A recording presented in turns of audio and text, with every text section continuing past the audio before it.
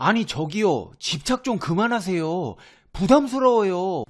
페페TV, 대한민국을 대표하는 시사 경제 채널 페페TV에서 알려드립니다. 대마도 사람들은 한국인들을 싫어합니다. 그 발단이 된 사건 중 하나가 한국 사람이 대마도의 절에서 불상을 훔쳐갔다는 이유로 한국을 싫어하는 현상이 심화된 것인데요. 이 불상은 원래 한국 것이었습니다. 임진왜란 때 대마도처럼 우리나라에서 가져간 것입니다.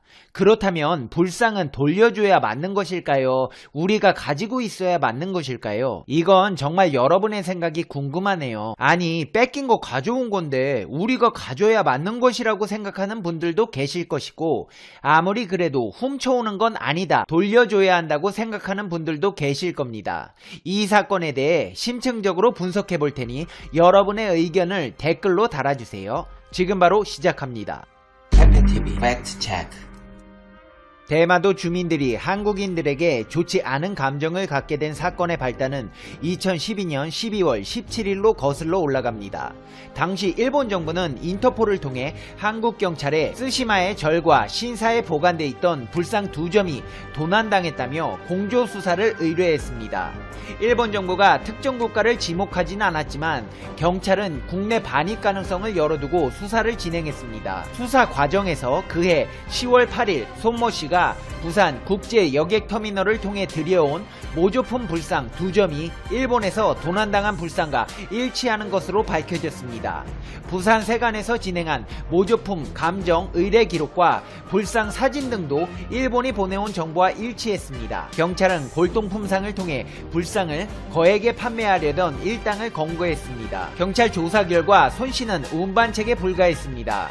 문화재 절도전과 13범이었던 69세 김모 씨는 일본 쓰시마에 국보급 문화재가 있다는 정보를 입수하고 현지 답사 등을 통해 치밀하게 절도를 준비했습니다. 문화재청과 공동으로 수사를 진행한 경찰에 따르면 김 씨 등은 2012년 10월 6일 새벽 경비가 허술한 틈을 이용 세 곳의 사찰과 신사를 돌며 불상 2점과 대장경 1점을 훔쳤습니다. 가치가 낮다고 판단한 대장경은 현지에서 버리고 불상 2점만 후쿠오카를 통해 배편으로 들여왔습니다. 일본의 수사 요청으로 김 씨 등의 범행이 밝혀졌고, 마산의 한 냉동 창고에 보관 중이었던 불상 2점도 회수되었습니다. 지난 2013년 1월 29일 대전지방경찰청은 금동 관흥 보살 좌상 등 불상 2점을 훔쳐 우리나라로 들여온 뒤 몰래 내다 팔려 한 일당을 검거한 뒤 불상을 언론에 공개했습니다. 이 대마도 불상을 본 대한민국의 절 부석사는 지난 2016년 4월 일본 쓰시마 사찰에서 도난당한 뒤 한국으로 반입된 관음보살 좌상의 소유권을 주장하며 법원에 불상의 주인인 부석사로 돌려달라고 민사소송을 제기했습니다. 부석사가 소송을 제기한 뒤 9개월 만인 2017년 4월 대전지법 민사 12부는 그동안 진행된 변론과 불상에 대한 현장 검증을 통해 불상이 부석사 소유로 추정된다고 원고의 손을 들어줬습니다. 이어 증여, 매매 등 정상적인 방법이 아닌 도난, 약탈 등의 방법으로 쓰시마로 운반된 뒤 봉인된 것으로 판단된다며 역사, 종교적 가치를 고려할 때 불상 점유자인 원고인 부석사에 인도할 의무가 있다고 밝혔습니다. 재판부는 고려사에는 불상이 제작된 1330년 이후 5차례에 걸쳐 왜구가 서산 지역에 침입했었다는 기록이 있다며 불상에 남아있는 그을린 흔적과 함께 있어야 할 보관, 대자가 없는 점도 약탈의 근거로 볼 수 있다고 판단했습니다. 그러나 소송을 맡은 검찰은 우리나라의 품으로 되돌아온 불상에 대해 항소했습니다. 불상이 부석사 소유인지에 대한 진위를 명백히 밝혀야 한다는 이유에서였습니다. 일본과의 외교 분쟁도 검찰을 눈치 보게 한 이유 중 하나였습니다. 스가 요시히데 일본 관방장관은 우리는 다양한 외교 채널을 통해 불상의 반환을 요구해왔다. 그런 가운데 이런 판결인 것은 극히 유감이라고 항의했습니다. 갑자기 금동 관음 보살 좌상이 양국 간의 외교 분쟁의 핵심으로 떠오른 것입니다. 14세기 초반 제작된 것으로 추정되는 이 불상을 일본에서는 뻔뻔스럽게도 1973년 일본 문화재로 지정했습니다. 신도들의 불심을 담은 복장 기록물 중 하나인 결연문에는 1330년경 고려시대 충남 서산에 있는 사찰에 봉인하려고 이 불상이 제작되었다는 내용이 기록되어 있었음에도 일본은 자신들의 소유라며 이런 결정을 내린 것입니다. 그렇다면 이 불상은 지금 어디 있냐고요?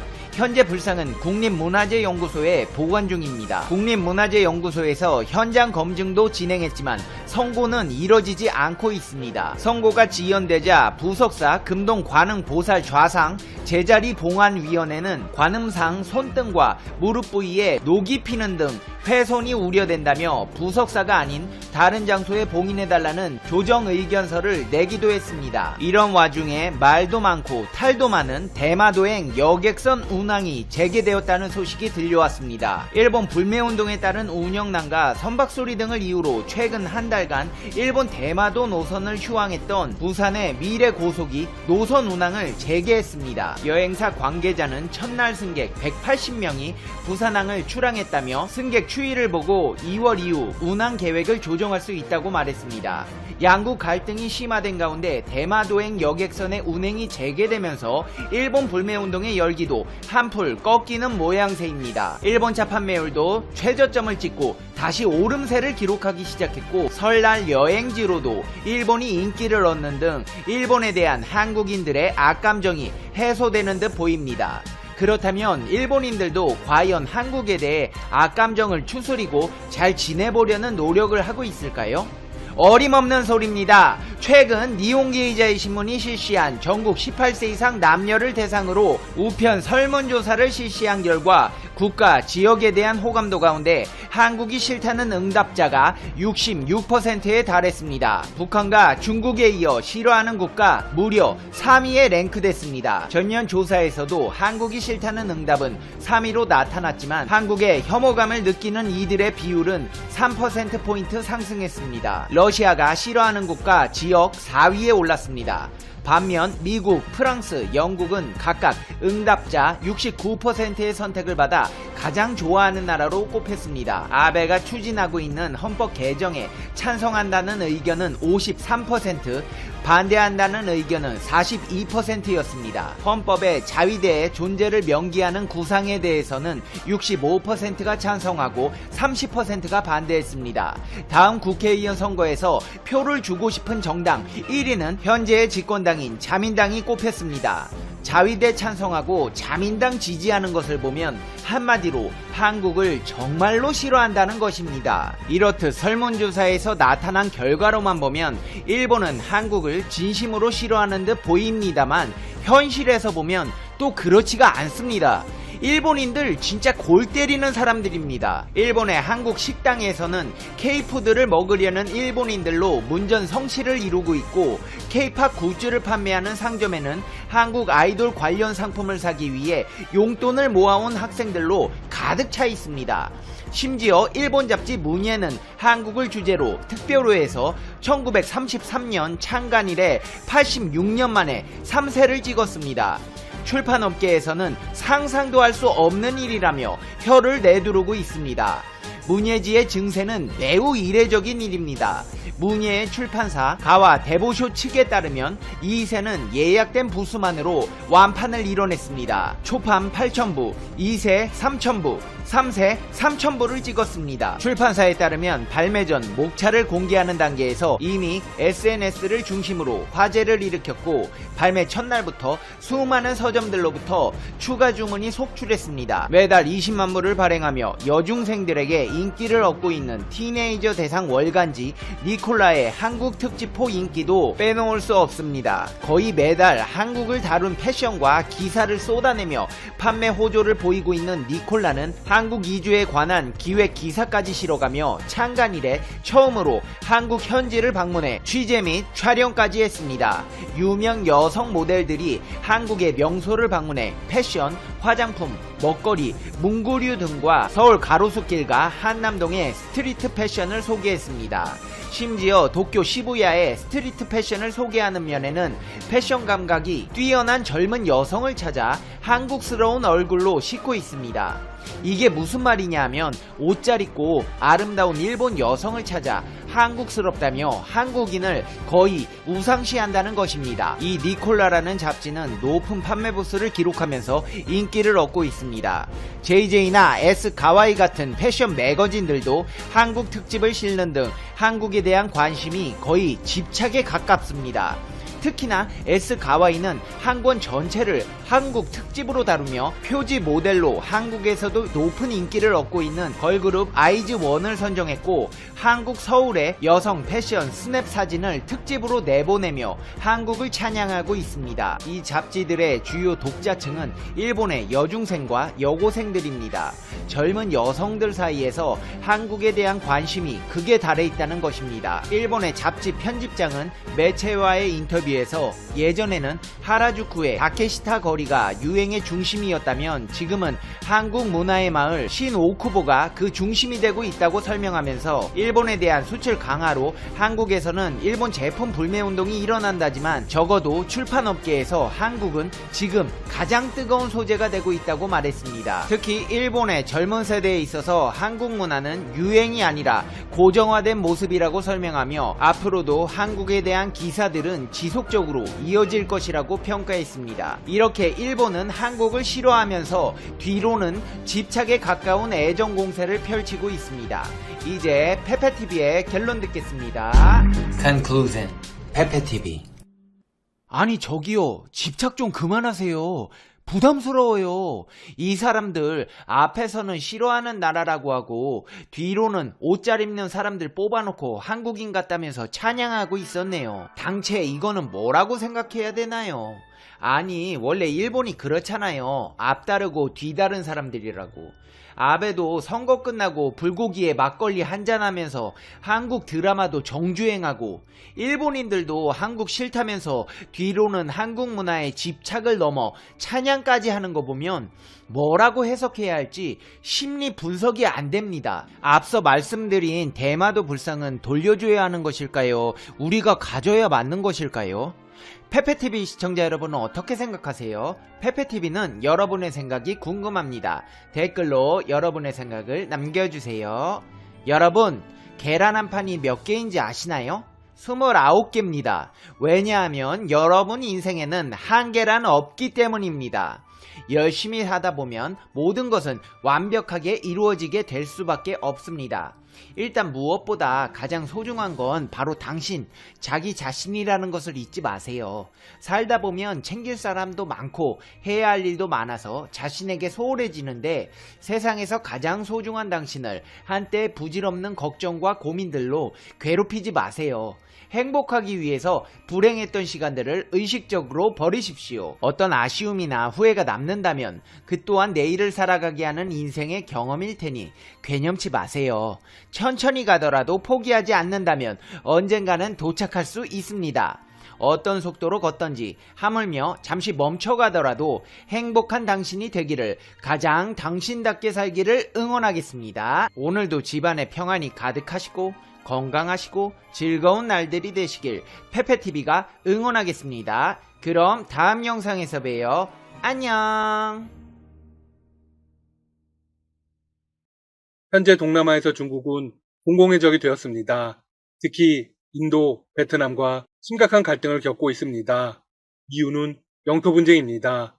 인도와 중국은 라다크 국경지대를 놓고 군사력을 집중시키고 있습니다. 두 나라는 국경 문제 때문에 1962년에 전쟁까지 치렀습니다.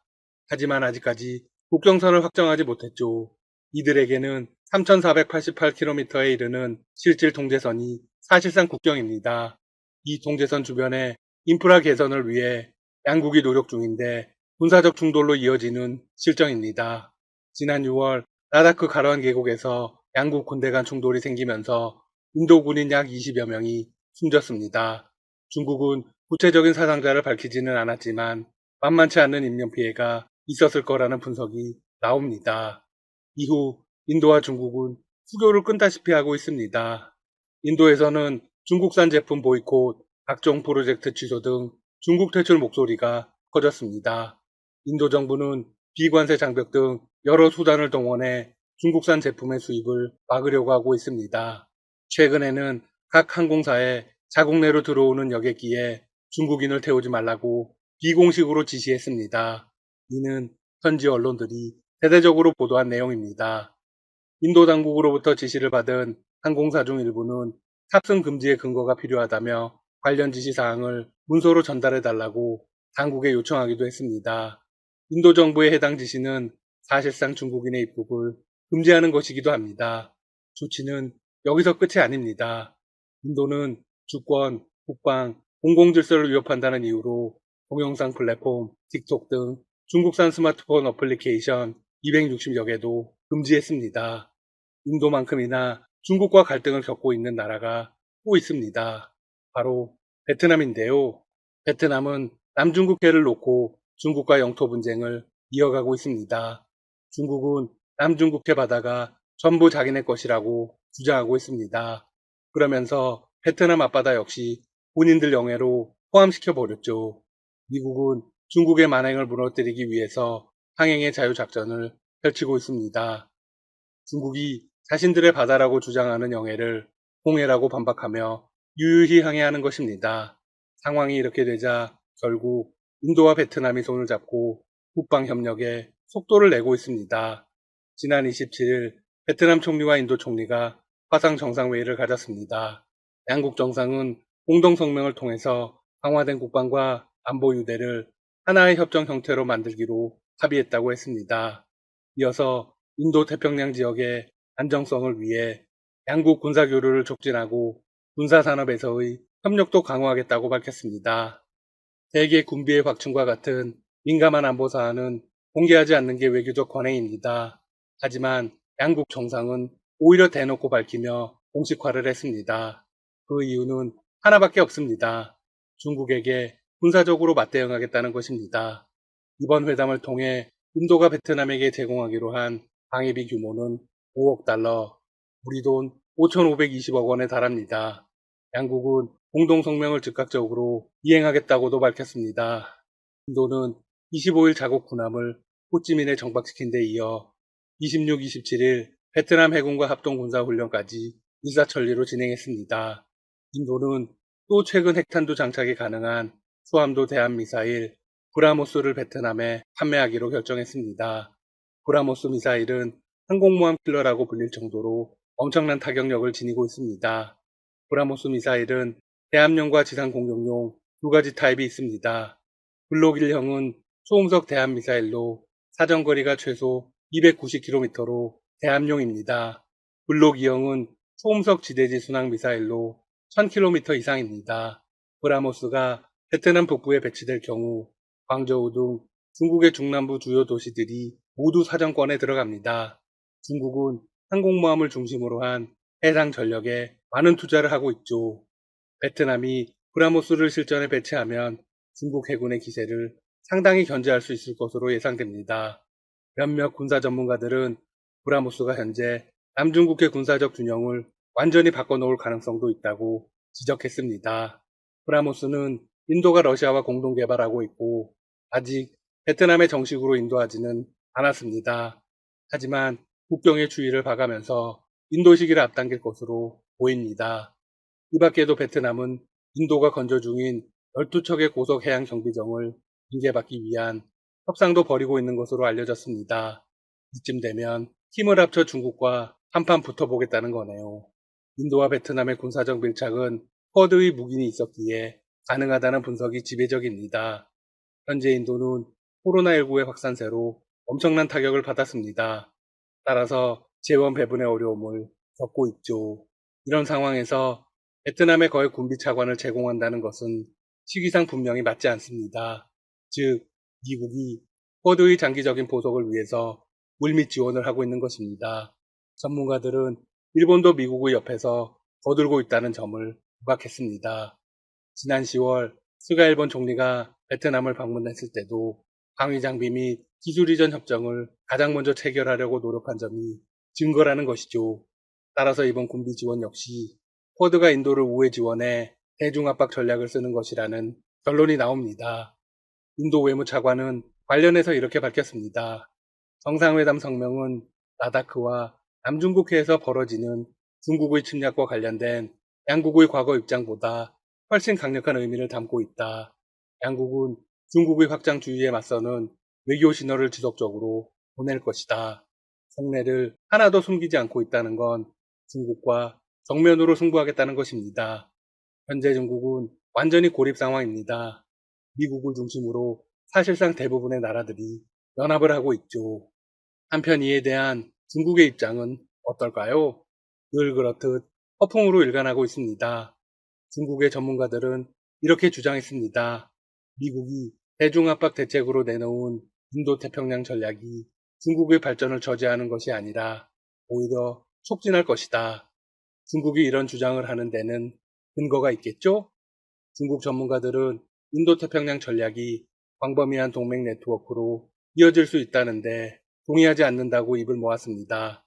일본, 인도, 호주는 현재 인도태평양 전략의 주요 축이지만 이 전략에 대한 각국의 태도가 다르다는 것입니다.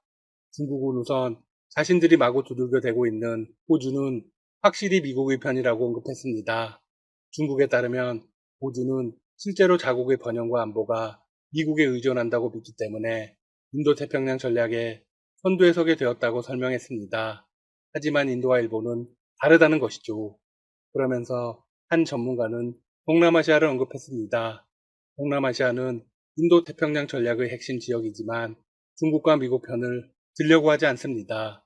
이 지역에 공통의 가치가 없는 한 국제서양 조약기구와 유사한 정치적 군사적 동맹이 형성될 가능성은 희박하다. 전문가들은 인도태평양 전략으로 중국을 억압하려는 미국의 시도는 소용이 없다는 데 동의하면서 미국과 비교했을 때 중국은 인도태평양 국가들과 더 긴밀한 역사적, 문화적, 경제적 연계를 맺고 있다고 강조했습니다. 이런 걸 두고 정신승리라고 하는 거겠죠? 지금까지 닥터시사TV였습니다. 여러분 시청해주셔서 감사합니다. 구독과 좋아요 부탁드립니다.